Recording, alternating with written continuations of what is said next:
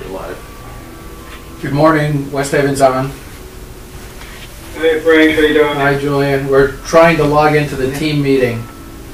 Good morning, Julian. We're having some struggles over getting into the team meeting, so we figured we'd dial in anyway to let you know that we didn't forget you.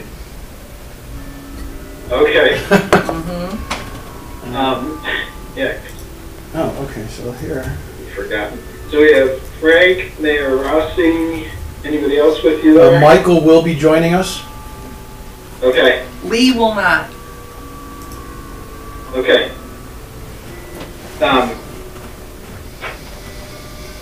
Okay, so it looks like we're I'm still connected. waiting on a couple of folks, so just... Alright, Frank is in.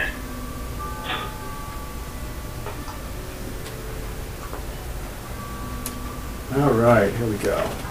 So I can't get on.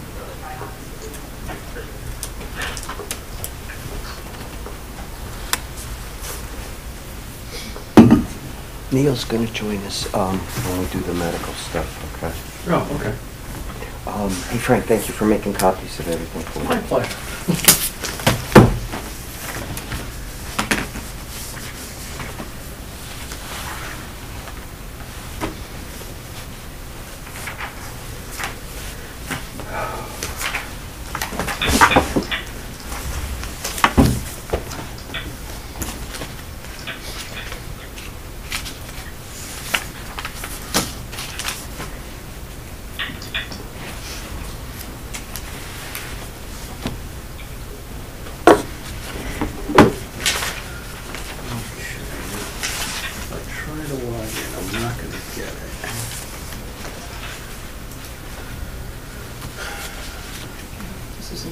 This is what keeps happening to me.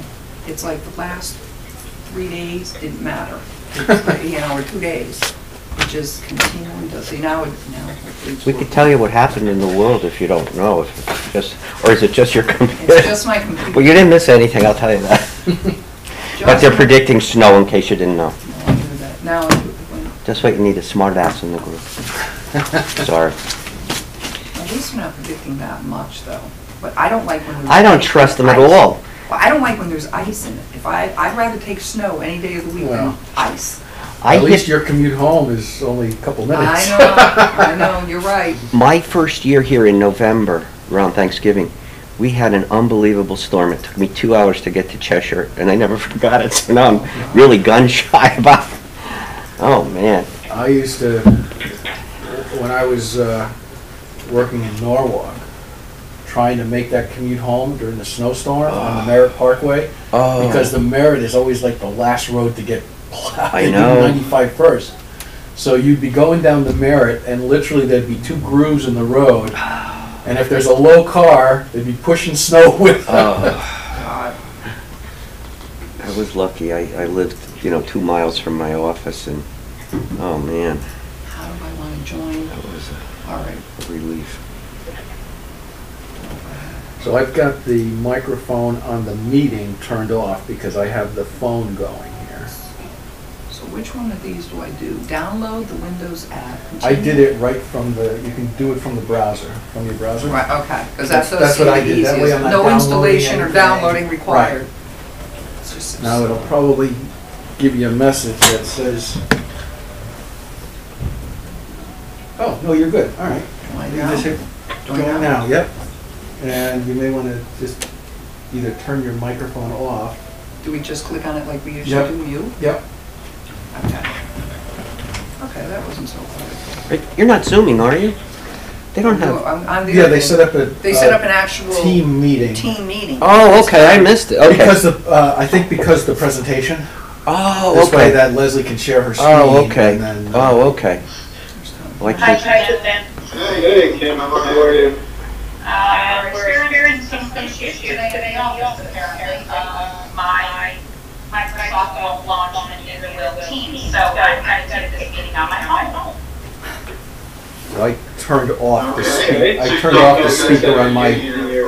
That way, I'm not getting the echo. And I'll leave mine. So I won't be able to.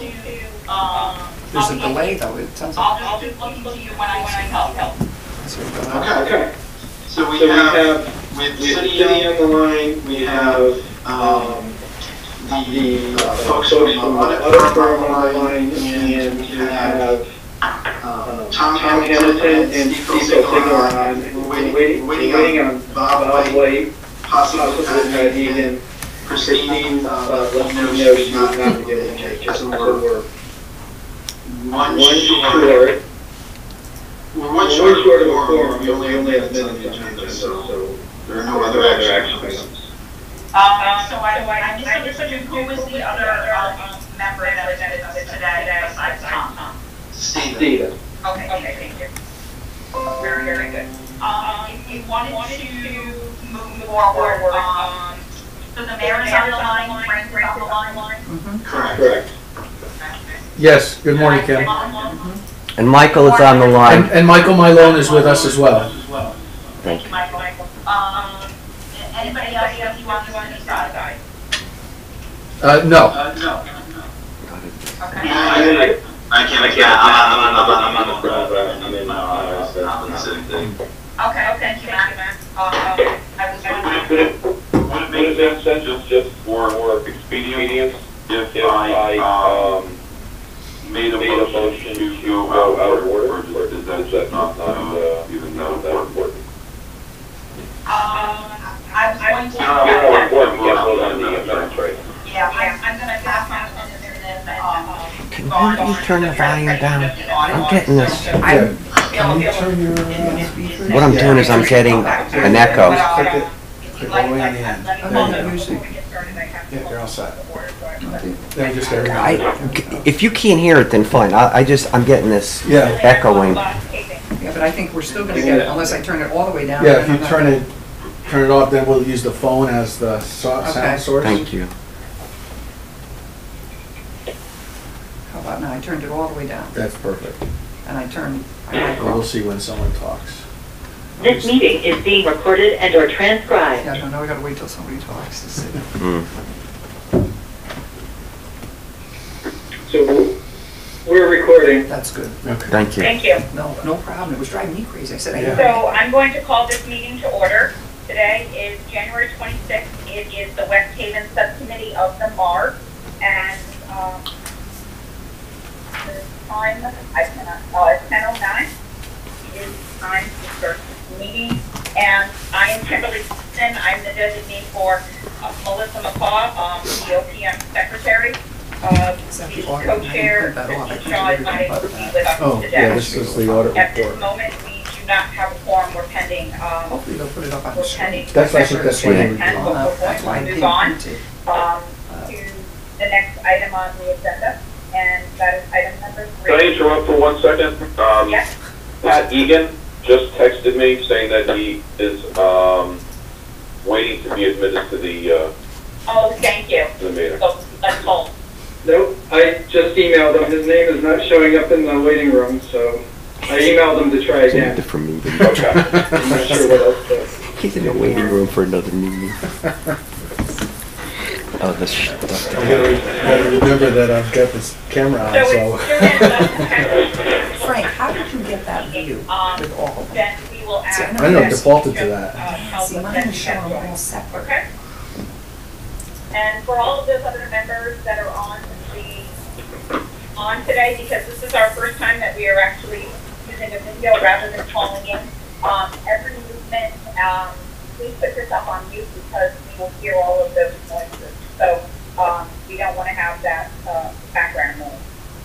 And so the next item on the agenda, we're going to review and discuss the fiscal year 2020 audit and the financial results. I want to say kudos to the town of West Haven as well as Dean Shapiro / Clifton Larson Allen and the team. And this is really great news to hear that grant audit was completed on time. And Mayor, I don't know if you would like to open up with a comment before we turn it over to Clifton to give their presentation. She's talking to me right now. Good morning, everyone. Good morning, everyone. It's gonna echo, that's the only bad thing. Frank's gonna just. Turn off your microphone. Okay, turn it off and just talk over here. Yep. All right, I'm going to talk. Sorry about that. The phone, 'cause. All right, good morning.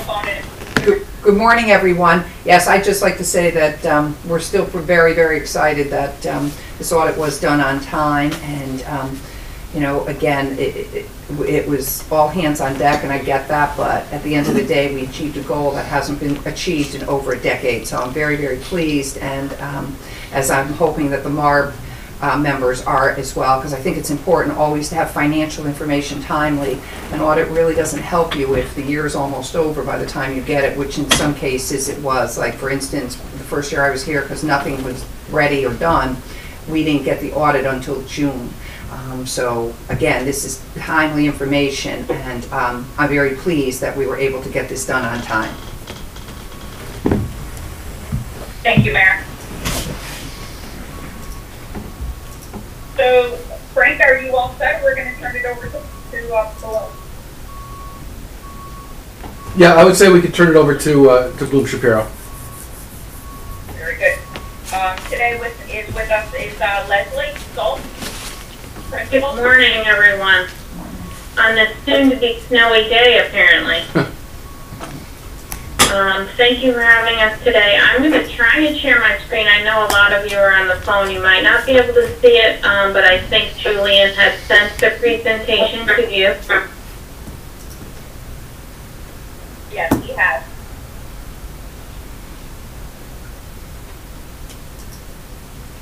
Just give me a heads up when you know you can see the presentation. I can see it. We can. Thank you.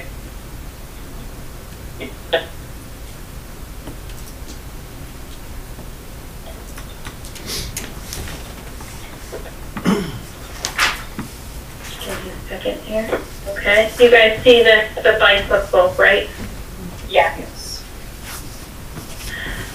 All right. So I'm Leslie Zoll. I was the partner on the engagement. I also have with me this morning Dan Smith and David Flint from CLA, who were the managers on the engagement for the city of West Haven this year. And so I'm just, in terms of an agenda, I just want to go over what the scope of our engagement was. Just our audit results from a very high level. Then I'm going to have Dave talk about financial highlights. And then we're going to have Dan talk about the federal and state single audit results, as well as the management letter recommendations and required communications. Then I will end with some upcoming GASB pronouncements, and then tell you a little bit about CLA, so that you know that a little bit about them and why we have CLAs on our PowerPoint presentation, and that Bloom Shapiro. And so I'm sure you're all, hopefully all familiar with the audit process, but just to clarify, obviously the financial statements are the responsibility of the city. We come in to opine on those financial statements. So we express opinions on the financial statements in accordance with GAAP, and we do that in accordance with government auditing standards as well as generally accepted auditing standards. We also express an in relation to opinion on the schedule of state and federal assistance, as well as an in relation to opinion on some of the back schedules that you'll see in the report. We also express an opinion on compliance related to the programs that we test on the federal and state single audit. And then on internal control, I just want to clarify that we do not opine on internal control, but we are responsible for letting you know if there are any issues in internal controls that we notice during our audit process. So we do provide you with a report on internal control over financial statements as a whole, as well as over compliance related to the major programs that we test on the federal and state financial assistance.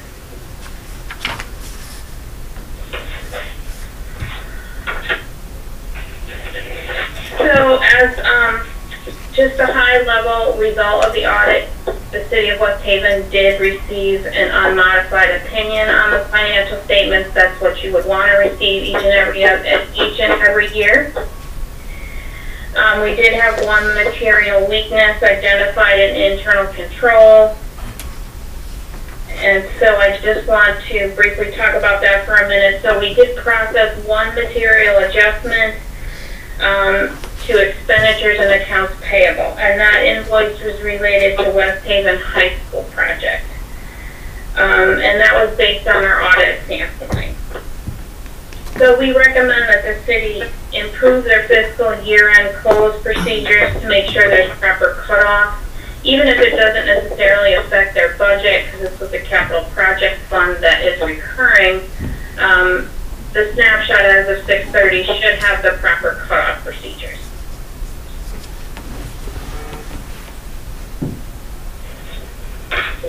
And then the results of the federal single audit, you did receive an unmodified opinion on the major programs tested. There was one no compliance findings to report to you.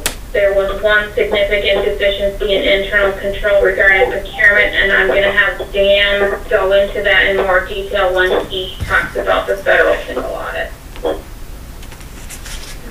State side, for the major programs we tested, they did receive an unmodified opinion on those state programs, and there was one compliance finding regarding the recipient monitoring.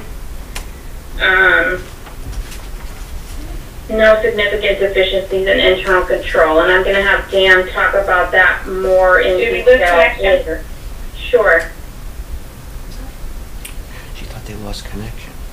I'm sorry? Kim, can you hear us? No, I can't. Can you? We were hearing Leslie, and then sounded like you asked if we lost the connection. I think it's just on your end, Kim. I can hear everyone here. You can? Okay, so it's just my end? Beauty of I technology. think so. Unbelievable. It's better than driving up there. Right. Are you hearing okay now, Kim? A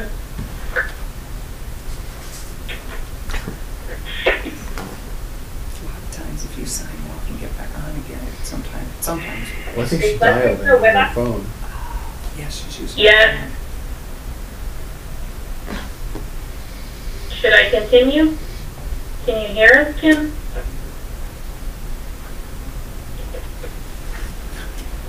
Dave, you can hear me, right? Yeah, I think everyone can hear you, Leslie. I think it's just Kim. I just heard, but I'm not hearing everybody, I don't think. I don't hear Leslie. Yeah. Weird. Because I hear Leslie fine and everyone else. I do too. Yeah. We all do here. Leslie, give us a mic check. Hello. This technology is supposed to make our lives easier. It saves us gas. I don't know why you can hear everyone else but not me. I've never seen that before. Yeah. Our video did freeze, if you noticed, so it must be. Yeah. Must have been.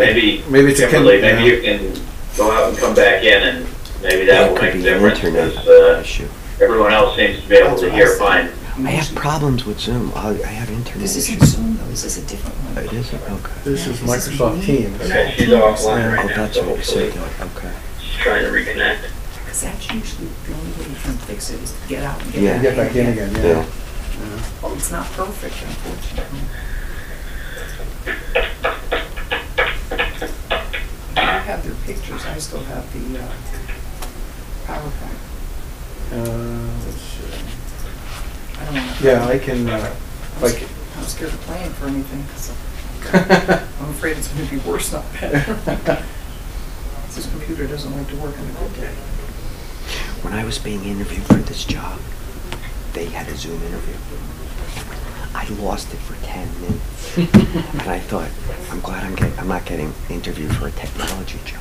But it just went blank, and I couldn't. All right, do we have everybody back They're sitting there again? waiting for me. There we go. It's not Can you working. hear me now, Kim? I can. All right. Okay, great. So we're I'm good. not sure where I should leave off. I don't know when you weren't able to. Where the last point that I heard was you were starting on the state single audit. Okay. But I can't hear you that well. Can everybody else? Yes. Yes. Yeah, I can hear that.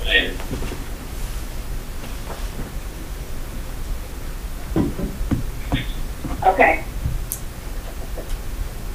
All right, so on the state single audit, you received an unmodified opinion on the state major programs, one compliance finding related to subrecipient monitoring, and no significant deficiencies in internal control. And I'll have Dan talk more about the compliance finding on subrecipients later in the presentation.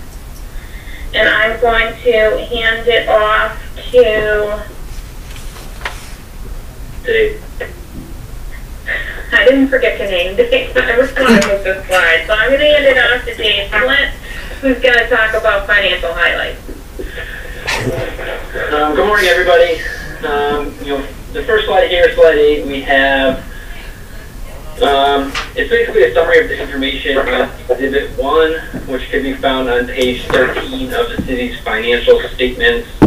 It's basically all the city's activity, excluding the fiduciary funds on a full accrual basis of accounting. You'll see we have total assets of $320 million. We have deferred outflows of resources of $126 million, which primarily relate to pension and OPEB. We have total liabilities of $551 million, which is primarily long-term debt. If you want to see long-term debt detailed out, please see page 39 of the city's financial statements. We have deferred inflows of resources of $26.8 million, which again is primarily pension and OPEB related, as well as some advanced property tax collections. Now that brings us down to total net position of a deficit balance of $131.9 million. That is made up of your net investment in capital assets of $159.5 million, which is basically your capital asset balance, less any debt used to acquire those capital assets. We have some restricted net position of $9.3 million, which is restricted for the Allentown Fire Department, sewer operations, and some housing rehabilitation. That leaves us the remainder with an unrestricted net position with a deficit balance of $300.67 million.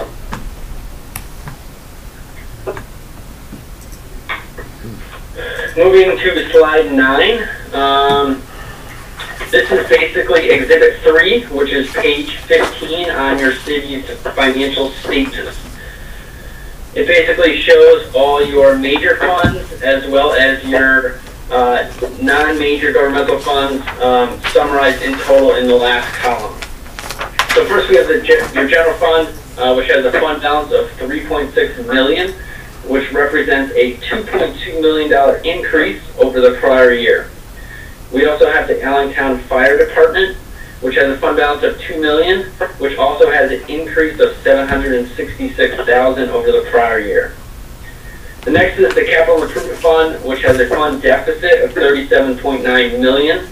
That deficit actually increased over the prior year in the total of $12.1 million, primarily due to the high school renovation project. The last major fund we have is the sewer fund with a fund balance of $4.9 million, which was an increase in fund balance of $1.7 million over the prior year. The aggregate remaining non-major funds have a fund balance total of $3.9 million, which was an increase of $642,000 over the prior year. Now, each of these non-major funds can be detailed out on Exhibits C1 and C2, which would be page 86 on the city's financial statements, if you wanted to look at each of those non-major funds individually.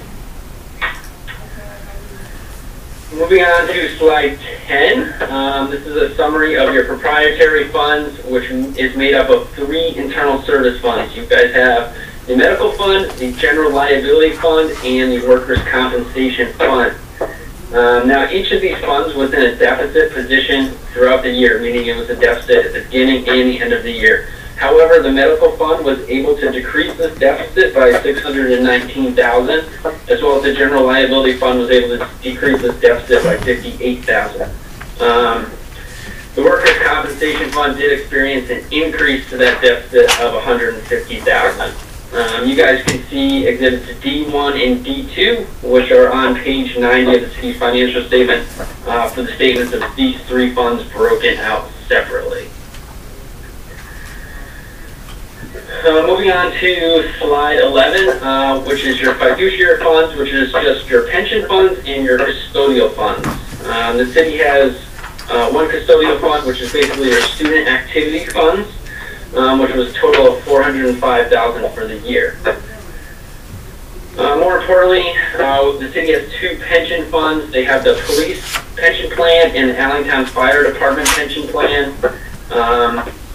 These two plans can be broken out separately in the financial statements if you guys want to see page 55 and 56. The police plan saw a decrease in net position of $6 million over the course of 2020, while the Allentown plan actually saw an increase of $1.1 million. Now if you scroll to the next slide, Leslie, slide 12, there's some additional information related to the pension plan. The police plan has a net pension liability of $28.9 million, and is 80% funded. And the Allentown pension plan has a net pension liability of $23.4 million and is 28.2% funded.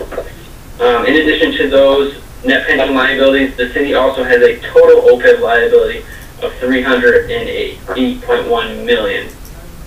One other thing we included on this slide for financial highlights was the property tax collection rates. You'll see that for both city and the Allentown Fire District. The rates were pretty comparable to prior year. Each just saw a small decrease in total collection rate. I'm going to pass it over to Dan now to talk about the federal single audit. Good morning, everyone. So for the federal single audit, total federal awards expended were $8.1 million. The major programs we tested were the Child Nutrition Cluster, which includes the National School Lunch Program and the School Breakfast Program, and the Special Education Cluster. As Leslie noted, there's an unmodified opinion on the major program compliance, but we noted a significant deficiency in internal control over compliance regarding the procurement standards under uniform guidance. So in the federal single audit report, this is item 2020-002, and quickly, so uniform guidance provided new standards that municipalities must comply with for procurement, and we noted in our audit procedures that the procurement policy wasn't updated to comply with these. So we recommend that the city review its procurement policies and make the necessary changes to comply with the uniform guidance criteria. In short, can you tell us what that guidance was that they missed on this, or will you be going into that later? I will say that the uniform guidance procurement standards, there is a large number of specific requirements or attributes that the city's procurement policy has to contain or the policy has to contain when they're spending federal funds. It's not one specific standard. We could certainly provide you with a list or even the checklist that we use to test a municipality's procurement standard to see if that policy is eligible. But it's not like one specific attribute or something like that. There's a large number. Okay, but is there a highlight of an item or two or three that you could point out to us? And then, yes, it would be helpful if you could get that checklist. Right, Kim. So the uniform guidance section has certain musts that need to be updated. So you have to specifically state that you're in compliance with uniform guidance. That's an update that has to go across the board to all municipalities to receive federal funding. So at a minimum, you need to make sure that you're citing that guidance within your policy. In addition to that, you need to cite where your conflict of interest policies lie, and the levels of procurement. Most of the time our municipalities cover the threshold, but again, it has to be specifically stated that you are in compliance with uniform guidance. So we'll be working with the city to give them the information that they need to roll that forward and update that policy. And that went into effect for 2020? That actually was, the uniform guidance went into play, I believe, back in 2015. The procurement standards were delayed and were applicable July 1st, 2018, actually, so the year before. Okay. So it should have showed up in last year's Okay, audit. thank you.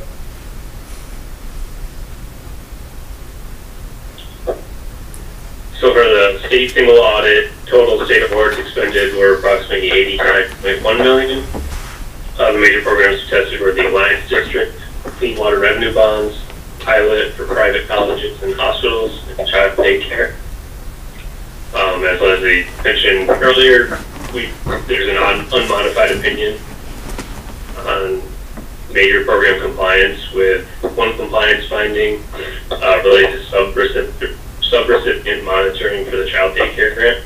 That's Patrice. Doing this, and there was no internal She keeps control repeating findings on the compliance findings. over major state programs. Because they don't provide us the financials. In the state single audit report, the subrecipient monitoring finding is item 2020-002. I'll reach out to her And again. we noted basically that grantees are required to monitor subrecipient activities to provide reasonable assurance that the subrecipient administers state awards in compliance with state requirements. So the city passes through funding to the West Haven Child Development Center, who operates a daycare program. And we noted that there was no compliance findings in the latest audit report issued by the West Haven Child Development Center, but that requested info from the center was not received. So just high level, we recommend the city review all grant compliance requirements and ensure monitoring is completed for the subrecipients in accordance with the grant guidelines. And management agreed with the finding. Can I ask a question? I guess this is actually on the, it looks like it was in the federal single audit where you referenced the material weakness related to the West Haven High School project. Can you go into a little more explanation? Was that just simply a matter of, it was the size of the payment, the $2,461,000, and was it posted to the wrong fiscal year, or was it something else? I did talk about that, Tom. Yeah, it was just posted to the current fiscal year and didn't get booked back as accounts payable. And it's material due to the size of the dollar amount. Okay, thank you. And Tom, that was a single invoice to the construction, the Gilbane Construction Company.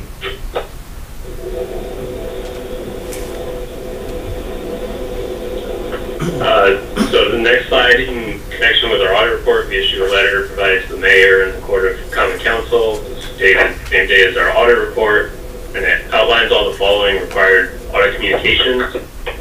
So there are no new standards adopted. Significant estimates we noted were useful lives of capital assets, allowance for uncollectible receivables, the net pension liability, total OPEB liability, claims and judgments, and investments measured at fair market value. Further, we're pleased to note that there were no disagreements with management. Management did not consult with other accountants. There were no difficulties encountered in performing the audit. There were no uncorrected misstatements, and there were no independence issues. And we just wanted to note again, that to celebrate that the city filed before the deadline this year, which, as Mayor Rossi noted, hasn't been happened in the last decade. However, we do just want to recommend that fiscal year-end procedures can be more timely, closer to year-end.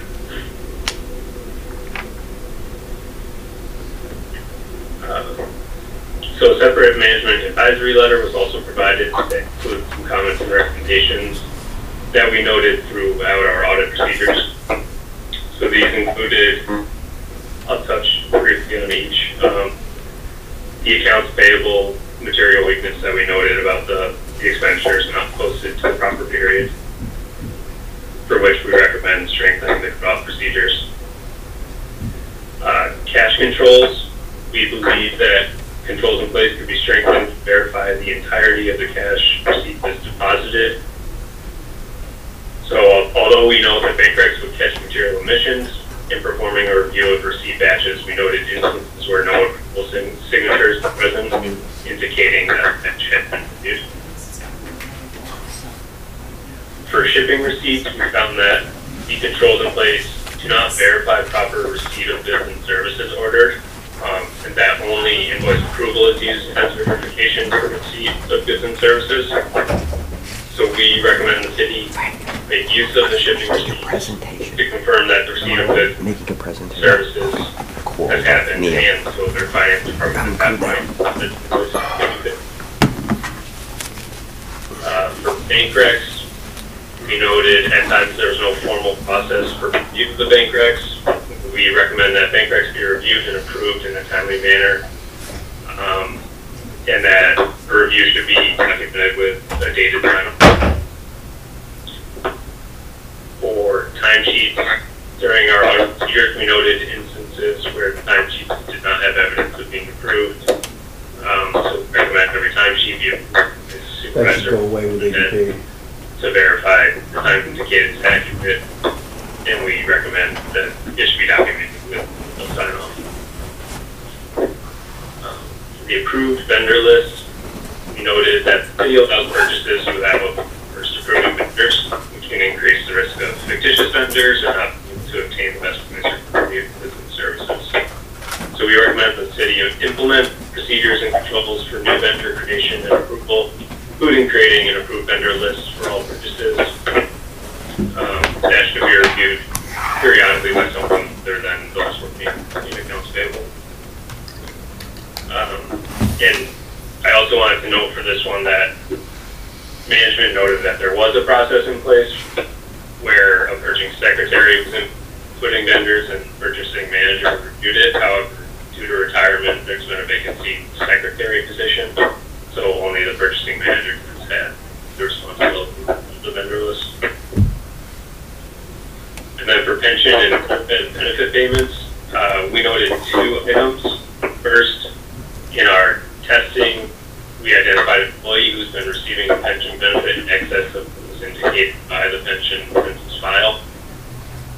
So we recommend the city check benefit payments to make sure they are accurate. Also noting that recently the city has begun using the actuary to provide the benefit calculation activities, which we believe this process should be continued. And our second item, we noted that there were employees who were hired prior to the census date, but that were excluded from the census file, for which we recommend the city should implement controls and procedures to verify that all eligible employees are included on the OPEB and pension censuses. And I just want to note that these management letter comments don't rise to the level of a significant deficiency or material weakness, but are more of just recommendations going forward for improvement. I have a question regarding the timesheet. Was this specific to, say, overtime or hours worked beyond a specific day or week? Who is speaking? Is that Patrick? It is. Hi, Patrick.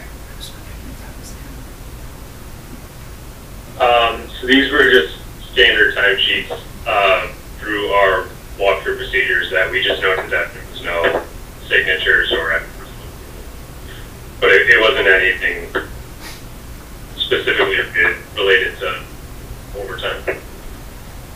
And was payment issued regarding those timesheets? Of course. Yes, I believe so.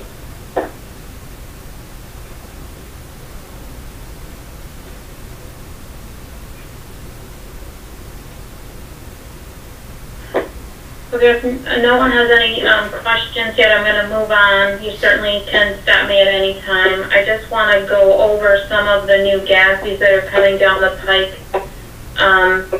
In terms of anything that's applicable for fiscal year 2021, nothing major is going to hit the city of West Haven. Statement 84 on fiduciary activities has already been implemented by the city by your prior auditors. So nothing new will really impact the city in 2021.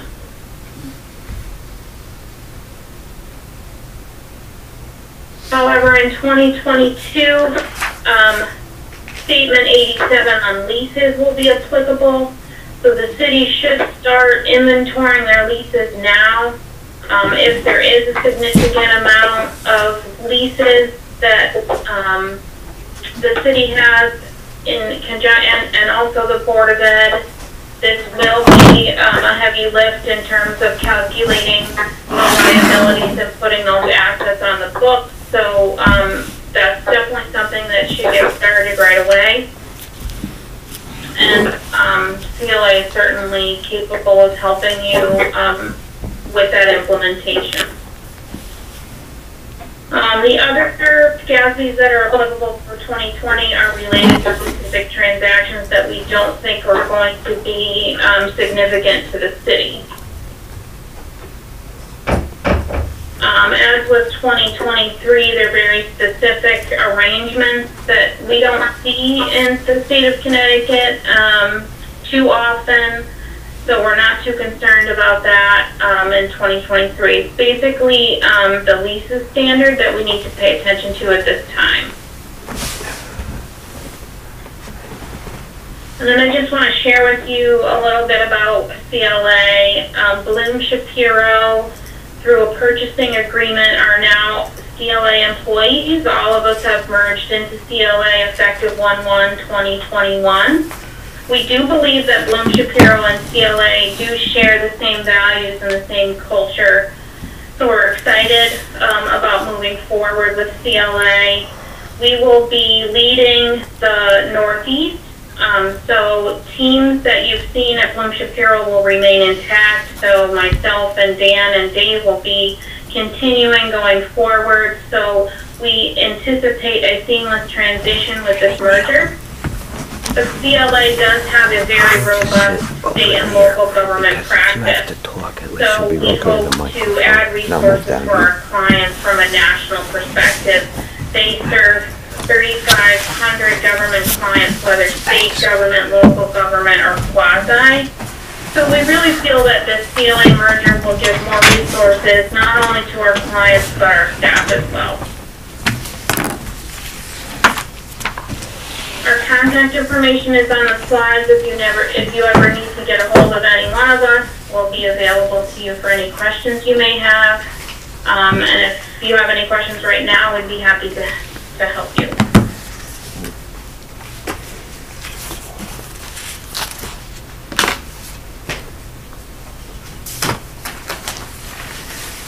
Any of the members have any questions? He did a different meeting. Different meeting. Never got to this. We don't know if he ever got it accepted.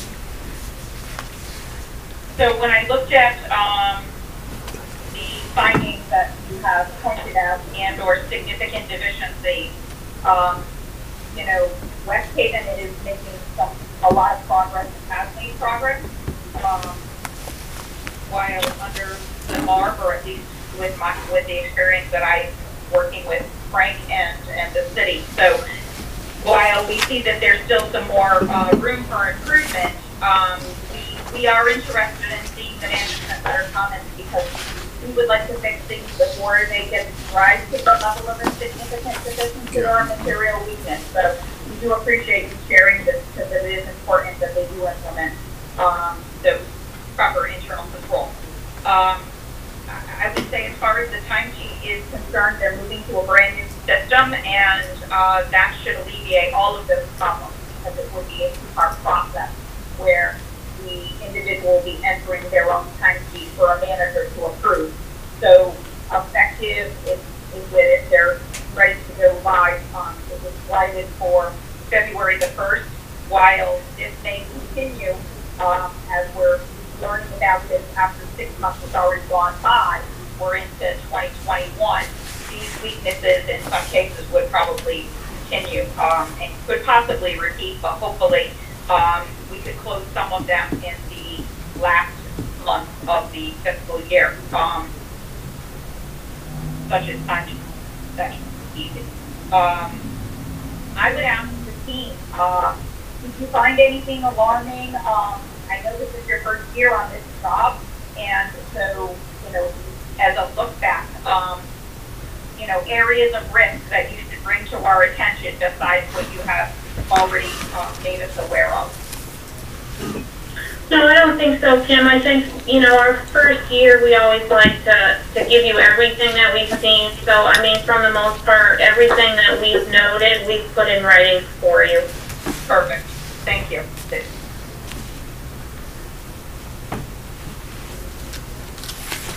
Any of the members have questions? Yeah, I have a question just for whoever, Kim or anyone else. So is there, like, the procurement standards that obviously are now more than 2 years past due, is there been the individual or department who's been assigned to get this done, and is there a time when that we've set out when it's supposed to be completed by? Well, that's a good question, Patrick, because when their fiscal year budget was approved, they had a procurement manager, a procurement position that was there, and that position was put on hold, effective till January 1. There was no budget.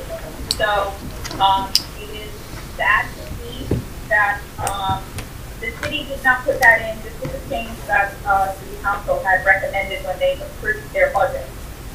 The MARB recommended that I personally recommended that they fill this position because the finance area is very thin and running with weaknesses. So this, and not having somebody focusing in this area just hurts the city, unfortunately. And Mayor, I'm wondering if you could give us an update on that position. Did you want me to? Yeah, you can. Kim, this is Frank. Thank you, Frank. The individual that will be moving into that purchasing position should begin transitioning. The ADP HR benefits person started yesterday. Okay. And once Doug gets through W-2s, which should be done this week, we can begin starting his transition there. I do have in my fiscal 22 budget, I do have a new hire that I'm requesting for administrative support that would cover the purchasing secretary that retired years ago, as well as bolstering some of the administrative efforts in not only finance but in the grants department as well, to tighten up the record keeping around those departments. Okay. But Is the position of that for that secretary not in this year's budget? it is not in this year's budget. It has not been in the budget, as I understand it, for several years now. So I am putting it in there because it is definitely something that needs to be there. There were some findings last year, as well as the purchasing finding again this year. So I think that needs to be shored up. And did you say someone's moving into that position? That's correct. That's correct. We have an individual who has been identified. The former purchasing person moved over to Public Works. An individual that has been with the city has accepted the position for the new purchasing manager. He should be transitioning, I would expect, within February. And as part of the tasks that I have for him to get completed this year, one of them will be, to your point, the changes of the procurement policies to comply with the guidelines.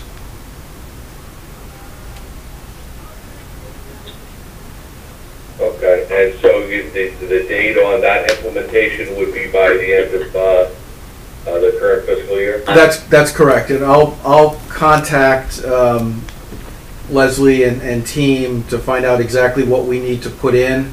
As she mentioned, she'll send a checklist over, so I would imagine that getting the appropriate notations into the procedures or policy should not be an issue.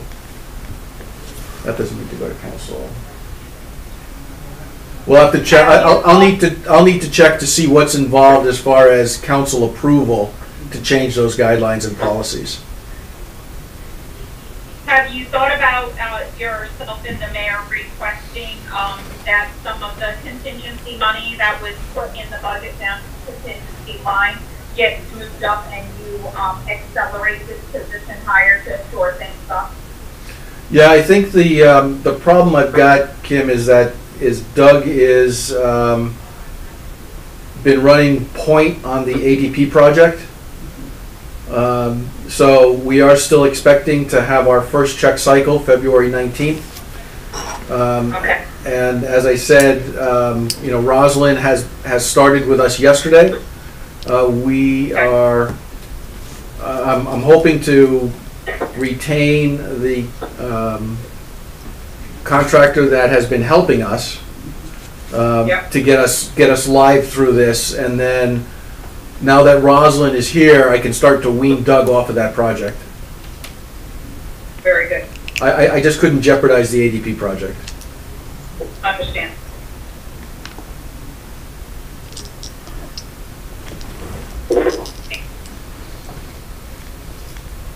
Kim, can I just mention something? And so, Patrick's question, referred to one example in the auditor's report, but I think what we would see going forward is an updated plan and status report that lists all of the findings, so everything from the material weakness down to the recommendations. I think there's a total of 8 or so items that we would see an updated status report from the city that had the steps that will be taken and a timeline and a responsible party for addressing each of those items, and then that would be basically added on to the report that they've been providing this past year.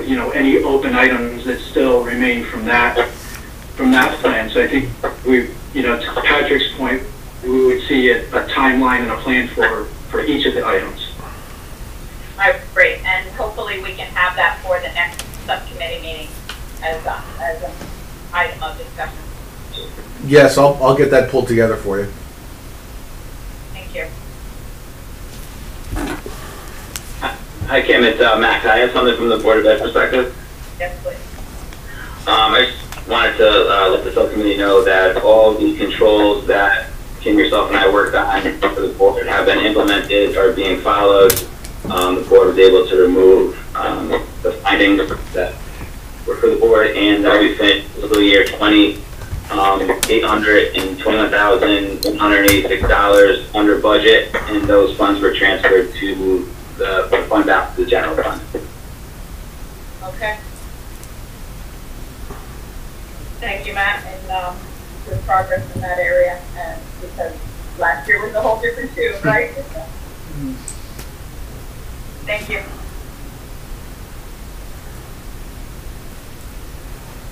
Any other comments?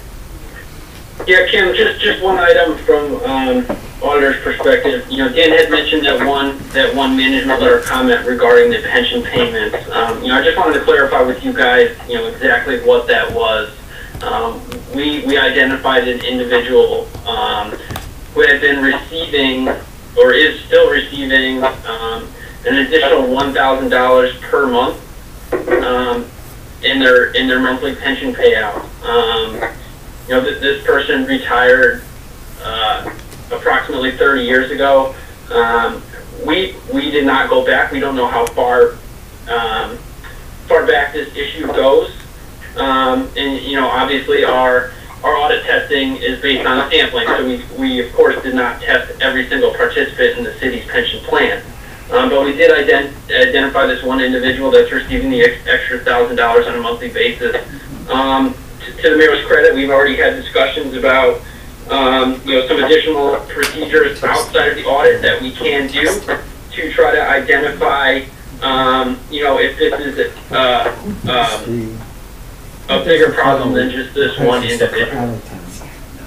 Definitely. All of that needs to come through here. I think that probably an audit needs to be done of the census data, For the right? police, we go to the Agreed. actuary to get the With the one individual, what was this identified? They're testing. And you tested what, 20%? We tested 25 individuals from each pension. And when was this done? When was it identified that this person's been getting an extra $1,000 a month? Approximately November, let's say. Approximately when? November. Okay, and has that been adjusted? He doesn't understand Pat's question. When was it identified in November? That's a question for Nancy or... Yeah, I'd be looking for the city to answer that question. Have they adjusted the month? We just found out about it. I mean, so. Honestly, I don't know. I'd have to follow up with Allingtown. It's one of their pensioners. That's me. Yes, I'm sorry.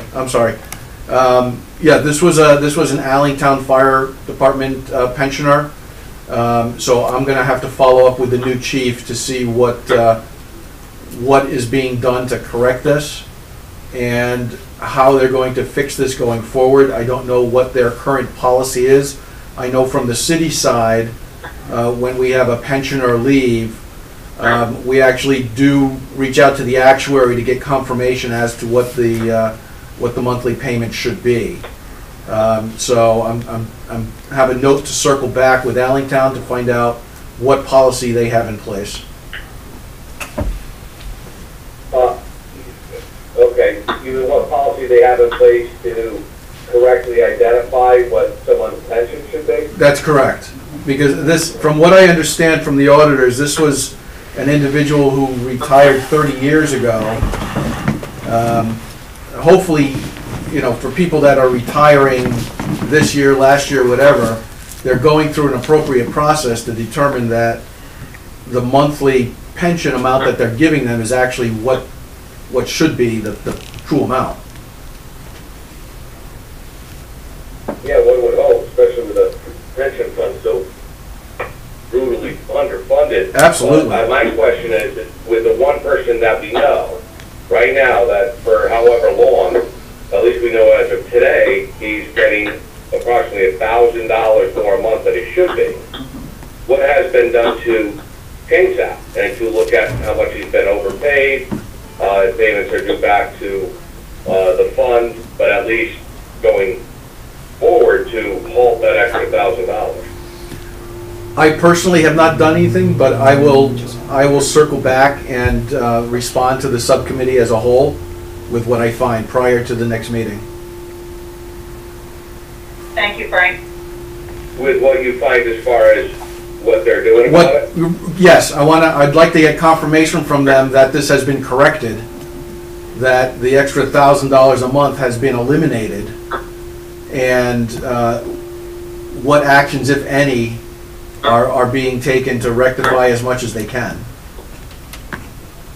Yeah, from the auditor's perspective, I think the first step would be to recalculate what their pension benefit should be based on the payroll records that the city hopefully still has, and then verify what amount is actually correct.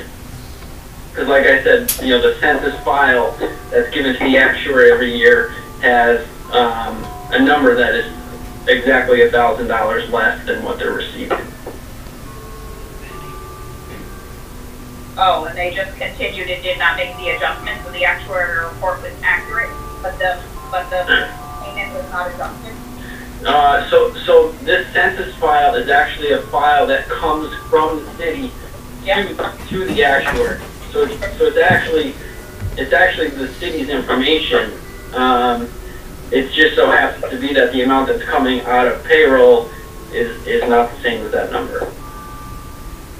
Oh my goodness, so that sounds like it's an internal error. Okay. Agreed. Is Allentown going on to this new timekeeping system?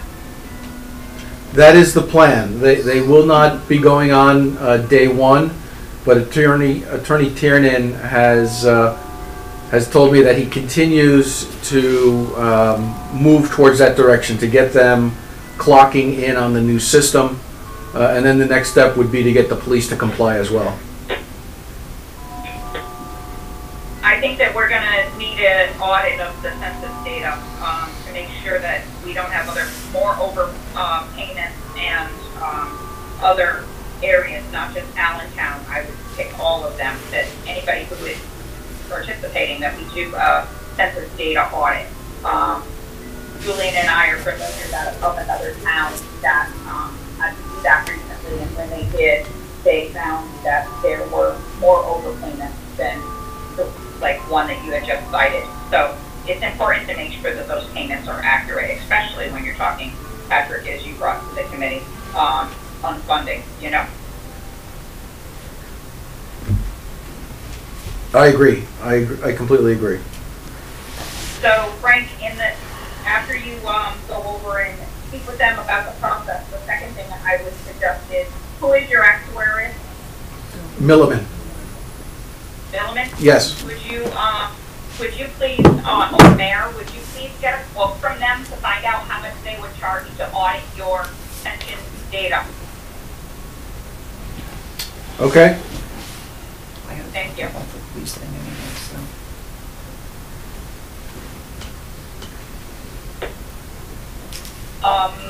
Auditors, is there anything else that you need to bring to our attention in detail like you just have? Because that is important for us to know.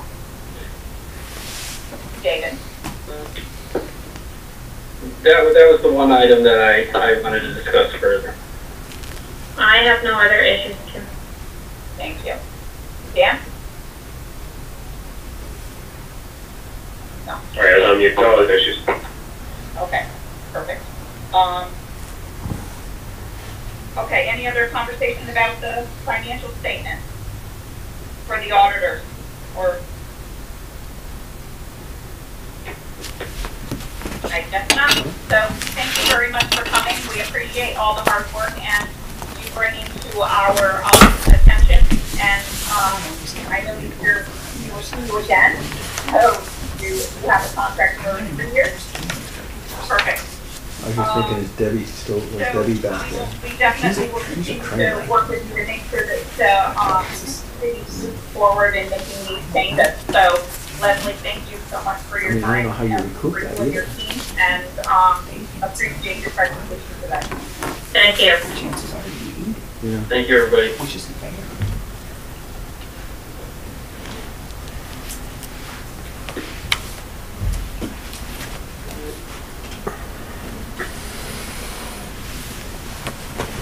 All right. So I think I saw Mr. White sitting there. And so let's pop back and can I get a motion before we move on to the next part of the agenda? I would like to get a motion to approve the minutes from December the 15th, please, if we have a quorum. I believe we have a quorum. Is Stephen still with us? Well, I see Bob. I see Great. So we still have a quorum. Yep. Can I please get a motion to approve the December 15th minutes? So moved. Thank you, Tom. How about a second, please? Second. Oh, boy. Discussion?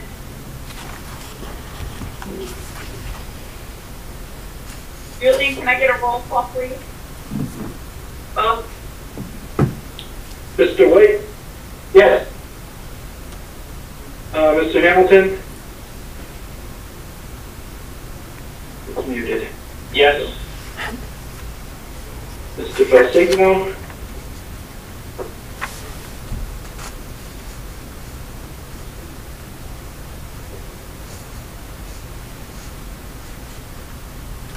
Come back to Steve. Mr. Egan? I don't believe I attended that meeting, so I'll abstain. Thank you. Ms. Kennison, Yes. and come back to Steve. Mr. Felsingo?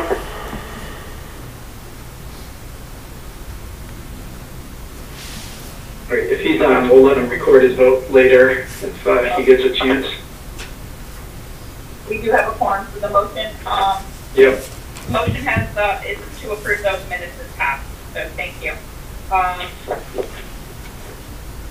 Moving on to agenda item, number 4, Board of Education Health Insurance Analysis. Julian, I am on the phone and I'm not sure if a handout went out regarding this, but I'm going to tip this to you and ask you to please get it started. But will you please tell me if we had a handout with this? Yeah, it's in the meeting materials. Okay. At the last subcommittee meeting, Michael Malone and the superintendent had presented the results of an analysis that showed significant potential savings from moving active employees, active Board of Ed employees to the state partnership health plan.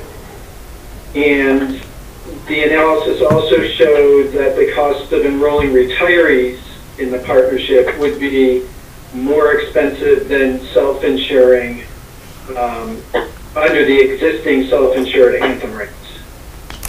So that implied that the most cost-effective option would be to transition active employees to the partnership, but to keep the retirees in the self-insured Anthem plan. But what wasn't known at that point was what the impact would be on the Anthem rates if the only members covered in that plan were to be retirees. So that was the piece of information that was needed to kind of complete the picture.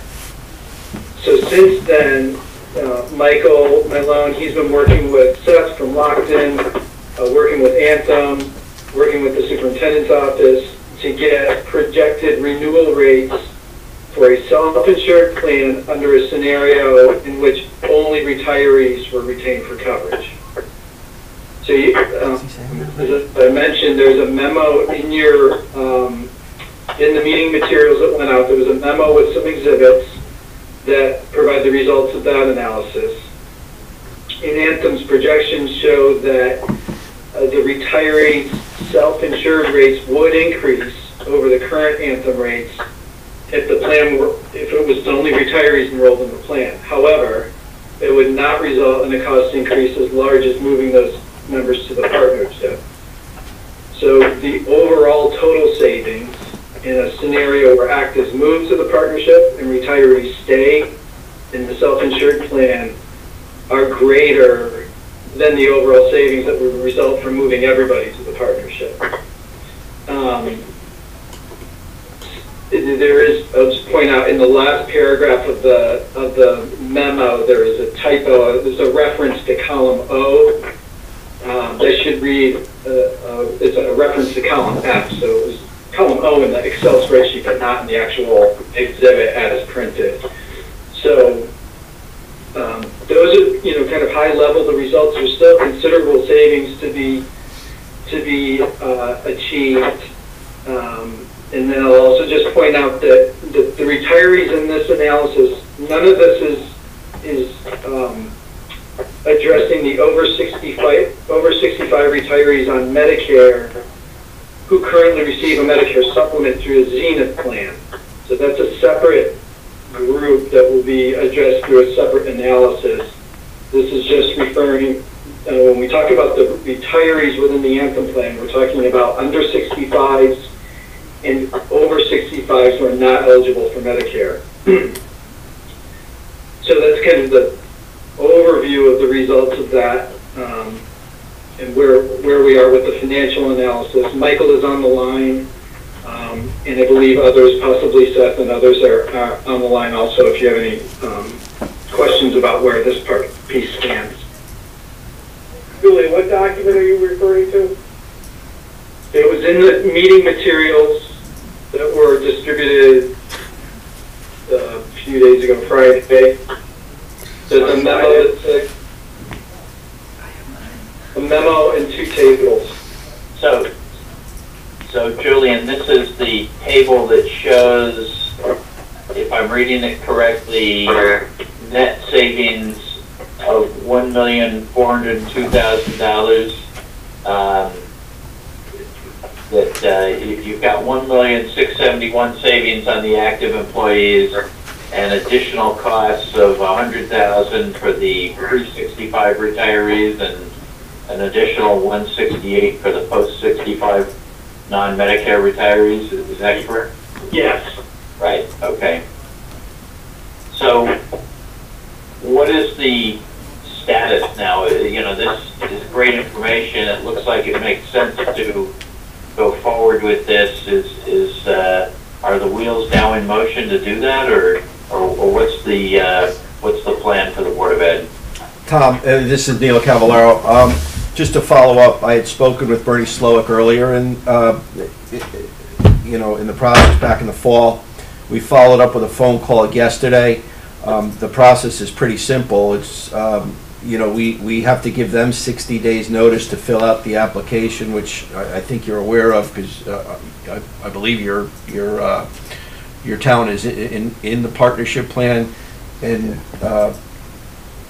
go from there, and then start an education process. So are you gearing up to do this for July 1? Is that yes, I'm sorry. At this point or not? Yeah, no, I think July 1 is realistic, and it's a good time to start the plan. If you remember, one of the concerns that several of the unions brought to my attention was they didn't want to go halfway in the year when we first started looking into it, just because we were committed to funding their HSA accounts.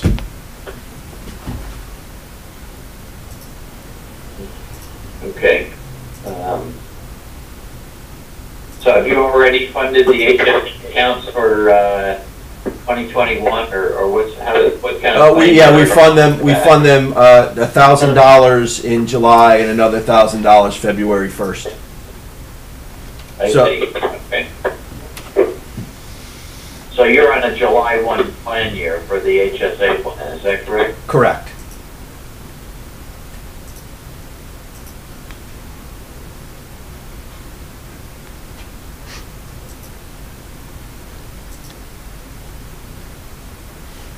And the contract language with the administrators and the teachers, this was built in to allow this change? Yes, over the course of the last several negotiations with most of our unions, not only with teachers and administrators, but also with our non-certified unions, allow us to make the change at our discretion. But we certainly want their cooperation, and I think we'll get it. Been trying to keep them in the loop as we've been, you know, finding out more information.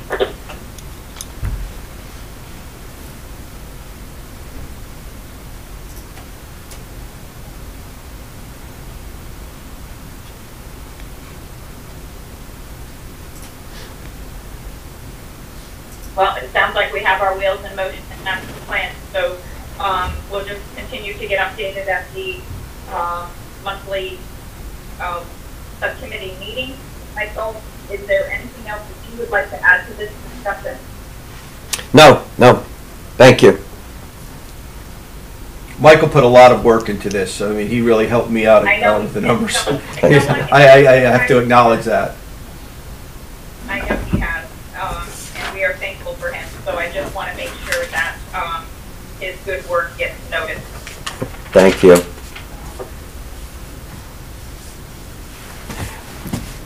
Any questions from the members? Thank you. That was very nice of you. Sure, explain that. It did a good job. That's it. That's terrific. All right. Thank you. All right, good. The plan as well as Michael and My concern with him is forward. he's not excited about it. So I just want to make sure he doesn't make it difficult, because he made it difficult for us with the city at the time. He just didn't want to see us So let's move. move to the next item on the agenda, which is an update on the ADP implementation frame. So as I mentioned earlier, the ADP payroll benefits person has started. She started yesterday, And Kim was part of that whole interview and hiring process, and the city would like to thank her for her input with that. Rosalind brings a number of years of ADP experience to the city, so there will not be a long learning curve to get her completely up to speed. I know she's been working yesterday, spent the day with the two people that have been helping to drive this project on the city side, as well as had, I believe, conversations with the person on the Board of Ed side. We are still targeting February 19th to be the first check cycle for the city, and I believe the Board of Ed starts the week after that. They are currently in the process of reviewing the data that's in the ADP system. Communications are being prepared for the employees, and at this point, fingers crossed, everything is moving along as smoothly as possible. So we will be transitioning out of Munis into the ADP system, hopefully within the next couple of weeks. Very good. What is the plan for the Allentown? Is it on the timeline at this point? So as of right now, the plan is all city departments and I believe part of the Board of Ed staff. The teachers are salaried, so they don't have to punch. But we have installed the time clocks to all, I believe, all but 2 locations, and we're waiting for Wi-Fi enhancements to let the clock communicate to the ADP cloud. But the goal is to get all those sites up and punching. Allentown, if everything goes as planned, Allentown will move shortly after that into a situation where they're punching a clock. I know that Attorney Tiernan has been in communication with the new chief over in Allentown, to find out what is involved. I know from personal experience that the fire service and the police service have different issues regarding shifts and time, but those are being worked through, and Attorney Tiernan is confident that Allentown will be punching a clock. He did not give me a timeline, but I'm hoping it's shortly. Once Allentown is on board with the clocks, we can tackle the police department. So those will be the 2 open items? That is correct. I have communicated to the department heads that the current process, anyone who's using paper will no longer be accepted. They must use the appropriate system to get the time in. They have been informed that supervisors will be required to approve time as per the organizational structure set up within ADP. So it's a matter of making sure that these supervisors comply. And at the end of the day, that comes down to the department heads and the leadership to make sure that their organizations are following the appropriate standards. My personal feeling is that if they don't feel that, if, you don't use the system, you don't get paid. Do that a couple of times and they'll start complying. Correct. If that is the system of record, and then that's the stance you have to take. Yeah. It will. Well, I'd be careful using the you don't use it, you don't get paid. If the employee is using it and the supervisors are approving it, and you're not paying the employee, you're going to run into a wage and hour issue. That's a different issue. Yes, absolutely. That's a different issue. Yeah, definitely. We agree. Now, when you mentioned the teachers and the salary, they're still going to be in the system for their time off, correct? In using the system, even though they're salary days. That is correct, but they just won't be punching a clock for in and out. Okay. But they'll, if they want time off, they will use the system and request their time off, or Absolutely. family medical leave? Absolutely. Are you implementing? Yep. So all time requests, all accruals, everything will be done within the system. There is a mobile app that is available, so employees can see where they stand at any given point, as I understand it. We are also looking into using geofencing where possible to have the employees be able to clock in from their phone as long as they're within a restricted diameter of City Hall. So within 10 feet of the center of City Hall, they could clock in on their phone as opposed to having to wait for a time clock. What we don't want is to have that geofencing option be so loose that someone can clock in as they're driving by to go get a cup of coffee.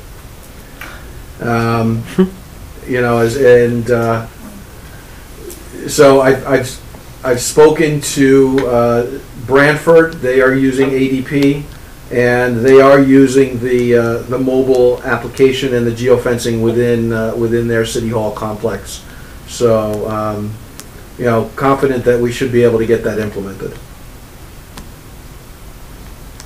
Do you anticipate a particular problem with physically clocking it? I don't. I think we're putting in the clocks. We're replacing the ones that are currently online. We are adding a couple of more for the public works people. There was a safety issue. The current clock for the highway department is actually in the garage. So there's a safety issue of having employees go into the maintenance area while vehicles are on the lifts to clock in and clock out. So we've moved that clock across the street to a facility, and that's the electronic piece that I mentioned before that will extend the Wi-Fi across the street so that we can get everyone within Public Works using the clock system.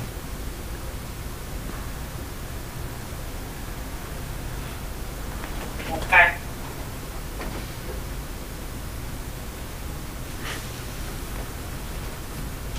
Any questions about ADP implementation from the members?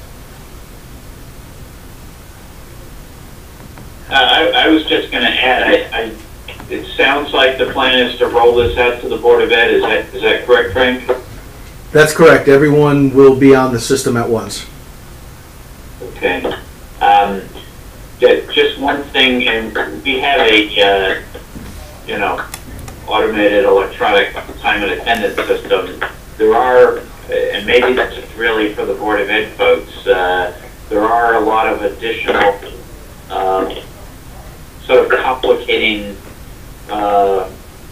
rules, basically, that need to be factored into how to roll this out. And, I'm thinking, I know we have, people who work in various sort of extra capacities, like teachers who are doing curriculum development, sometimes after school hours, sometimes over the summer, who get paid at a certain rate under the labor contract that is different from their regular hourly rate or regular salary rate for their regular service.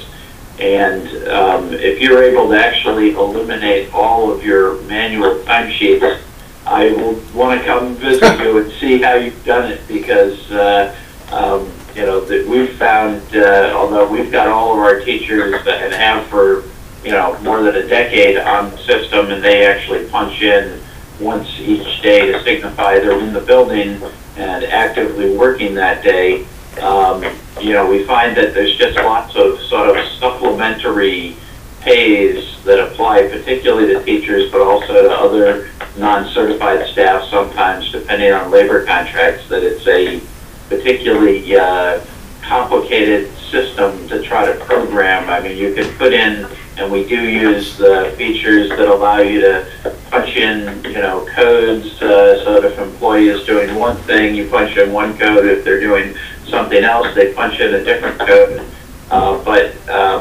But still, we've found it to be pretty daunting to get everything completely up on the system. So I just kind of throw that out there. So.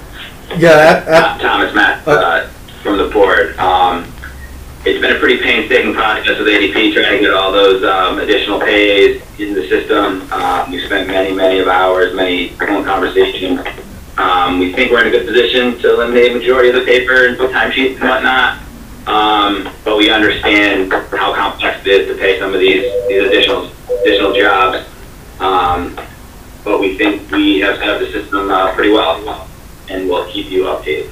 Okay, well, so I may come pay a visit sometime. Sounds good. Okay. We actually have some of that on the city side as well, Tom, with people working out of grade or shift differentials. So to your point, I don't think we'll get to where everything is completely automated without some sort of manual intervention. But from the process we have now, it should be night and day. And one of the things we're trying to impress upon the departments is that they are going to be responsible for the quality of the data. We're just not going to allow the process that has been in the past where, okay, I'm sending some data over, I know Doug or somebody's going to fix it. So the onus gets pushed back to the departments if their people don't get paid correctly.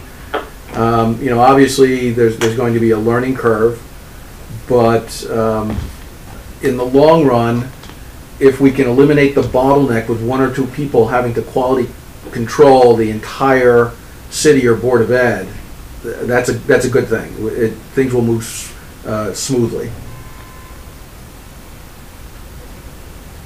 I agree. Well, I would probably say, just as somebody who has put in a system before, I put in ADP, but I didn't put in their timekeeping system. But one of the last projects that I had when I was at the university was to put up a system, and we did do it with every type. The entire campus went up. So you're talking from students to faculty to adjunct faculty, and so it can be done. It can definitely be done. You have to. I'm sure that ADP can provide some guidance and some creativity on those areas that you make. They're not cookie cutter. Yes, and we have almost daily. I'm sorry. Go ahead. Nope, finish. I was going to say that we have almost daily calls with ADP for updates and status reviews. Doug on the city side and Aaron, dedicated on the Board of Ed side, have just been absolutely incredible with all the heavy lifting that they have done to get this project to where it is. Very good. If we don't have any other questions, then the next item is to adjourn. I just wanted to just do a little bit of housekeeping first, just to make sure that people have seen it. We sent out a new calendar for the MARB meeting through the end of the year.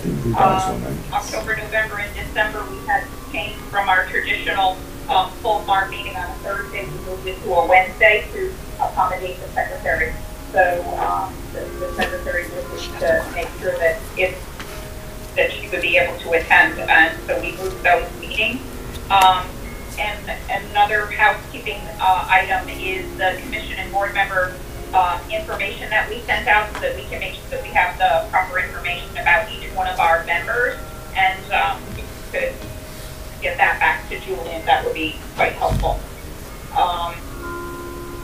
That's all we have for today, and unless somebody member has a comment or something they need to bring to our attention, I would look for a motion to adjourn.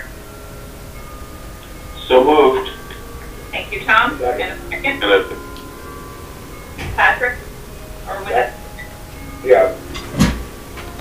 heard yes, but I don't know which person it was. Yes, Patrick Egan. Thank you, Patrick, I'm sorry. And so I'm assuming all in favor? Aye. Aye. Thank you all, and have a nice day. Thank you, everyone. Thanks, everybody. Good job. Good luck with the snow. This is very good. Yeah. One quick,